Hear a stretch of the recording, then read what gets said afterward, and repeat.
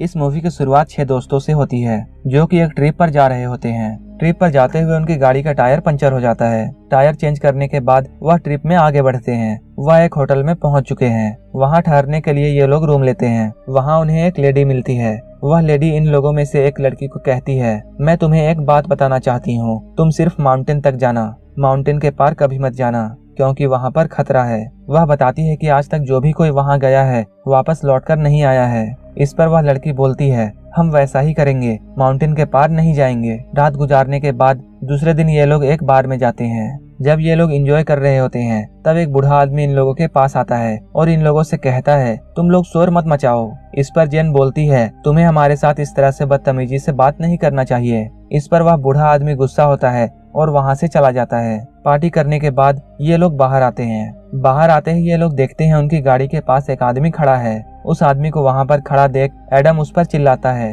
लेकिन वह आदमी वहाँ से नहीं हटता है। ये लोग उस आदमी की तरफ एक वाइन की बोतल फेंकते हैं। इसके बाद वह आदमी वहाँ से चला जाता है। दूसरे दिन जब जेन मॉर्निंग वॉक के लिए निकलती है तब वह एक लेडी को देखती है जो कि कुछ बेचने के लिए वहाँ आई थी। जेन इस लेडी से कुछ सामान खरीदती है। अचानक उसे वहाँ पर एक बच्ची दिखाई देती है। जेन उस बच्ची से उसका नाम पूछती है, लेकिन वह बच्ची बिना कुछ बताए डर के मारे वहाँ से भाग जाती है। वह लेडी कहती है, मेरी बच्ची के नेचर काफी अलग है।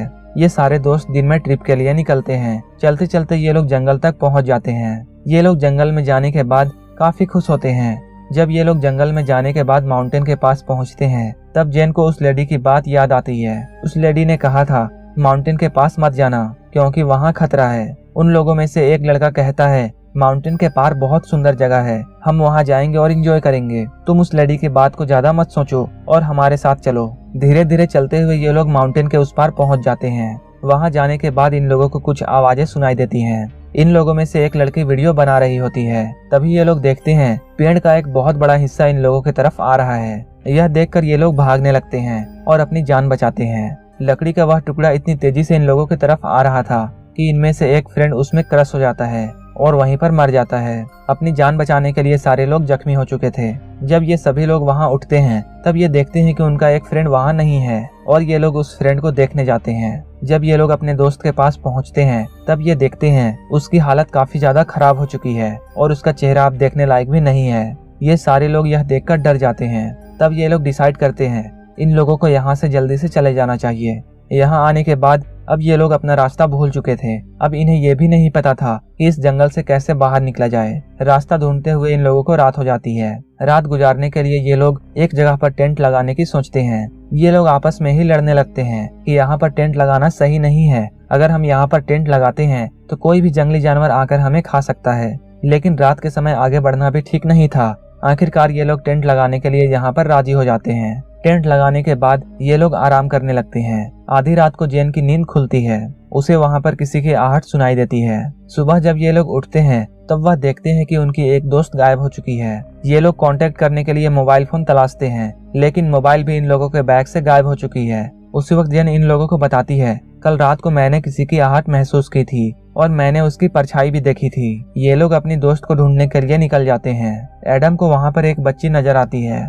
जेन बोलती है, मैंने इस बच्ची को पहले भी देखा है। जेन उस बच्ची से पूछती है, तुम यहाँ पर क्या कर रही हो? लेकिन एडम को ऐसा लगता है यह बच्ची उन लोगों के साथ मिली हुई है जिन लोगों ने इनकी दोस्त को गायब किया है और इसलिए एडम उस बच्ची के पीछे दौड़ने लगता है। भागते हुए एडम का पाँव एक ट्रैप पर फंस जाता है और वह जमीन पर गिर जाता है। एडम का पाँव जिस ट्रैप में फंसा था उसमें एक चैन बंधी थी और वो चैन एडम को घसीटने लगती है। वह चैन एडम को घसीटते हुए अंडरग्राउंड शेल्टर में पहुंचा देती है और वो अंदर जाकर गायब हो जाता है।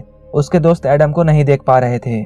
ये लोग यह सब देखकर काफी ज्यादा घबरा जाते हैं और ये लोग फैसला करते हैं ये लोग अंदर नहीं जाएंगे क्योंकि इन्हें लगता है अगर ये लोग अंदर जाएंगे तो जिसने भी एडम को अंदर खींचा है वह इन लोगों को भी मार डालेगा। तब ये लोग लकड़ी का एक टुकड़ा लेकर वहाँ पर गाड़ देते हैं और दूर जाकर छुप जाते हैं और किडनैपर का वहाँ आने का वेट करते हैं। ये लोग सोचते हैं कि जैसे ही किडनैपर बाहर आएगा ये लोग उस पर हमला करके उसे पकड़ लेंगे। तब ये लोग देखते हैं दो आदमी इनके फ्रेंड्स को लकड़ी पर लटका कर ला रहे हैं। उनमें से एक लड़का इनके पास आता है और कहता है कि तुम मेरी फ्रेंड को छोड़ दो, नहीं तो मैं तुम लोगों का बुरा हाल करूंगा। वो लोग एडम को नीचे पटक देते हैं। एडम पहले तो बेहोश होता है लेकिन बाद में उसे होश आ जाता है। वह लकड़ी का एक टुकड़ा लेकर उठता है और उन किडनैपर्स पर हमला कर देता है। वो उन किडनैपर्स को बहुत मारता है। वहीं दूसरा किडनैपर मौके का फायदा उठाकर वहां से भाग जाता है। एडम ने उस किडनैपर को इतना ज्यादा मारा था कि उसका सर फट जाता है और इसका स्कल बाहर आ जाता है। यह देखकर सारे फ्रेंड डर जाते हैं कि एडम को क्या हो गया है कि उसने इतनी बेरहमी से उस शख्स को क्यों मार डाला। एडम के दोस्त उससे कहते हैं तुम्हें इस शख्स को इतना नहीं मारना चाहिए, क्योंकि हो सकता है यह शख्स तुम्हें जान से नहीं मारता और तुम्हें जिंदा छोड़ देता। तब एडम कहता है मैंने यह सब अपनी सेफ्टी के लिए किया है। तभी ये लोग देखते हैं कि उनकी एक फ्रेंड जो कि गायब हो चुकी थी वह भी वहां आ जाती है। वह लड़की जब वहां आती है किडनैपर की लाश को देखने के बाद वह लड़की एडम से कहती है यह तुमने क्या कर दिया, तुमने एक आदमी का मर्डर किया है। जेन उससे कहती है तुम कहाँ चली गई थी। वह लड़की इन लोगों को बताती है वह यहाँ से निकलने का रास्ता ढूंढने गई थी। वह लड़की इन लोगों को बताती है उसने यहाँ पर कुछ लोगों को देखा है और वह उन लोगों से अपनी जान बचाकर यहाँ पर आई है और इन लोगों को जल्द से जल्द इस जंगल से बाहर निकलना होगा, वरना ये सारे लोग यहाँ पर मारे जाएंगे। इन सब के बाद ये लोग आगे बढ़ते हैं। आगे बढ़ते हुए इन लोगों को आहट सुनाई देती है। उस डरावनी आवाज को सुनने के बाद ये लोग अलग अलग होकर भागने लगते हैं। भागते हुए एक लड़के का पैर ट्रैप में फंस जाता है। जैसे ही वह उस वायर को छूता है दूर से एक हथियार आता है और उसके चेस्ट पर लग जाता है। वह लड़का जमीन पर नीचे गिर जाता है, लेकिन उसकी जान बच जाती है। यह सब देखकर ये लोग भागने लगते हैं। भागते हुए उनकी एक दोस्त गड्ढे में गिर जाती है। एडम उस लड़की को बचाने के लिए गड्ढे के पास जाता है। तब एडम देखता है वह लड़की जिस गड्ढे में गिरी है बहुत सारी लकड़ियां स्पाइक की तरह रखी हुई हैं और इसमें से बहुत से लकड़ियां इस लड़की के पेट के आर पार हो चुके हैं। वह लड़की हेल्प के लिए चिल्लाती है, लेकिन एडम यह सब देखकर इतना डर चुका था कि वहां से डर के भाग जाता है। एडम के जाने के बाद वह लड़की चिल्लाने लगती है। उसी वक्त वह लड़की देखती है वहां पर एक शख्स आ चुका है जिसने अपने चेहरे पर एक डरावनी मास्क पहन रखी है और उसके हाथ में तीर और धनुष है। वह शख्स इस लड़की पर हमला करता है और यह लड़की यहीं पर मर जाती है। अब सिर्फ 4 लोग बचे होते हैं और ये लोग अपनी जान बचाने के लिए इधर उधर भाग रहे होते हैं। लेकिन उसी वक्त कोई शख्स जेन की फ्रेंड को ऊपर खींचने लगता है और उसी वक्त पीछे से जेन पर भी कोई हमला कर देता है और जेन अब बेहोश हो चुकी है। जेन को जब होश आता है तब वह देखती है कि वह एक अंडरग्राउंड केज में है। वह चिल्लाने लगती है। वह देखती है कि वहाँ एक लड़की है। यह वही लड़की है जिससे जेन पहले भी मिल चुकी है। जेन उसे कहती है कि मैं तुम्हें पहचानती हूँ। वह लड़की कहती है तुम चुप रहो, नहीं तो मैं तुम्हें खाना भी नहीं दूंगी। जेन उस लड़की से हेल्प मांगती है, लेकिन वह लड़की उस अंडरग्राउंड केज का दरवाजा बंद कर देती है।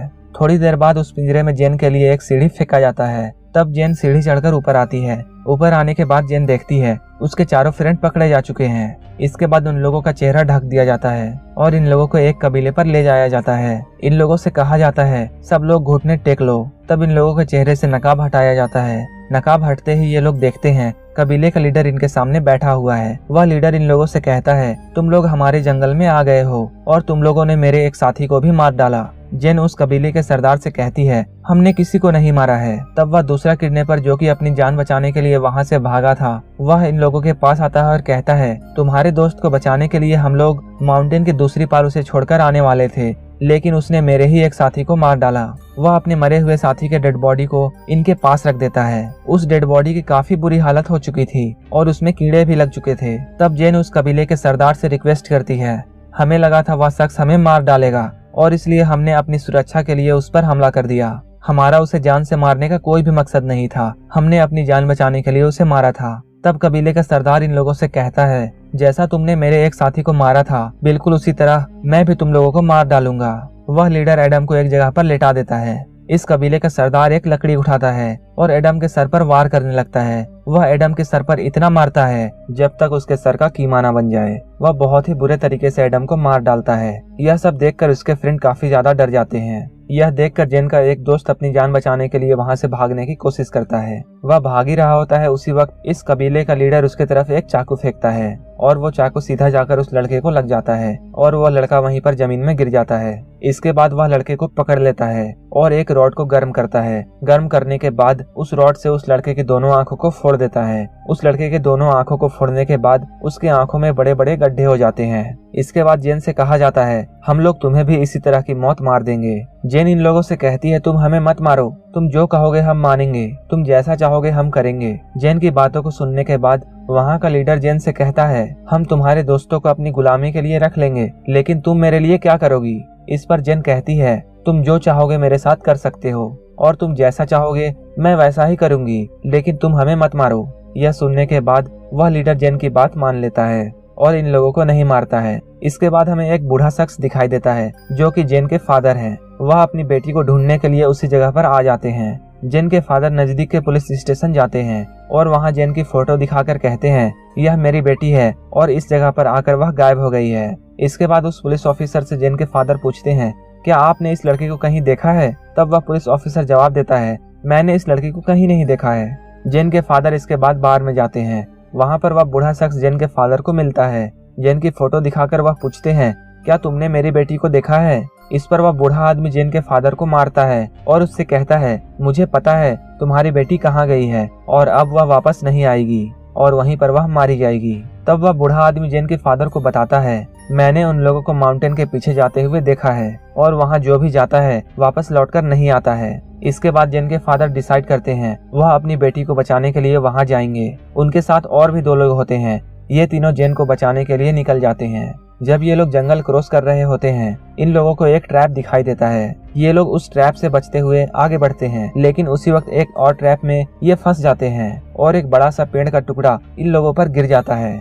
जेन के फादर किसी तरह बच जाते हैं लेकिन वो दोनों आदमी मारे जाते हैं। जेन के फादर जेन को ढूंढने के लिए जंगल में भटक रहे होते हैं लेकिन कबीले के लोग जेन के फादर को भी पकड़ लेते हैं और उन्हें भी अपने सरदार के सामने ले आते हैं। जेन के फादर को जब होश आता है तब वह देखते हैं उनके सामने उनकी बेटी खड़ी है लेकिन जेन अपने फादर को पहचानने से इनकार कर देती है। तब कबीले का सरदार जेन के फादर से कहता है यह तुम्हारी बेटी नहीं है, अब ये मेरी वाइफ बन चुकी है। इसके बाद जेन के फादर को एक पिंजरे में ले जाकर बंद कर दिया जाता है। रात को जब सभी लोग सो रहे होते हैं तब जेन अपने फादर के पास आती है और अपने फादर को कहती है बिल्कुल चुप रहना, हम लोग कुछ देर के बाद यहाँ से निकलेंगे। और जेन अपने फादर से कहती है मैंने आपको पहचानने से इसलिए इनकार किया क्योंकि अगर मैं आपको पहचान लेती तो ये लोग आपको मार डालते। इसके बाद ये दोनों बाप बेटी यहाँ से भागने लगते हैं। वहाँ से भागते हुए जेन को उसका फ्रेंड मिल जाता है। वह अपने फ्रेंड से कहती है तुम भी हमारे साथ भाग चलो, लेकिन उसका फ्रेंड जेन से कहता है मुझे इन लोगों के साथ अब अच्छा लगता है और मैं इस जगह को छोड़कर अब नहीं जाऊंगा। इसके बाद जेन अपने दोस्त को वहीं छोड़कर आगे बढ़ जाती है। जेन और उसके फादर भाग रहे होते हैं लेकिन इसकी खबर कबीले वालों को लग जाती है।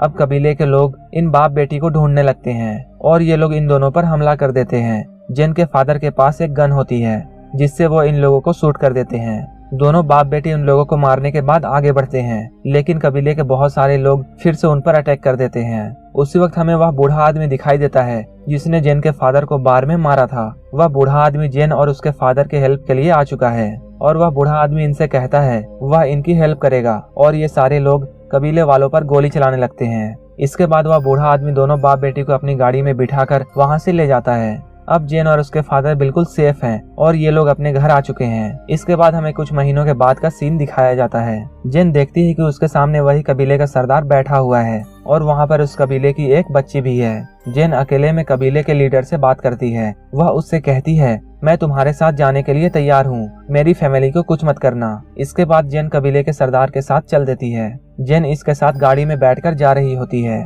लेकिन इनकी गाड़ी का वहीं पर एक्सीडेंट हो जाता है। जेन अचानक गाड़ी से बाहर आती है और जेन के हाथ में एक चाकू होता है। जेन चाकू से इन लोगों पर हमला कर रही होती है। जेन को हमला करता देख कबीले का लीडर वहां से जान बचाकर भागने लगता है लेकिन जेन उसे पकड़ लेती है और कबीले के लीडर को मार डालती है। इसके बाद जेन उस बच्ची को लेकर वहां से आगे बढ़ जाती है और यह मूवी यहीं पर खत्म हो जाती है। अगर आपको यह मूवी अच्छी लगी हो तो एक लाइक जरूर कर देना और इसी तरह की मूवीज देखने के लिए मेरे चैनल को सब्सक्राइब करके बगल वाले बेल आइकन पर भी क्लिक कर लेना ताकि आप हमारी कोई भी वीडियो मिस ना करें।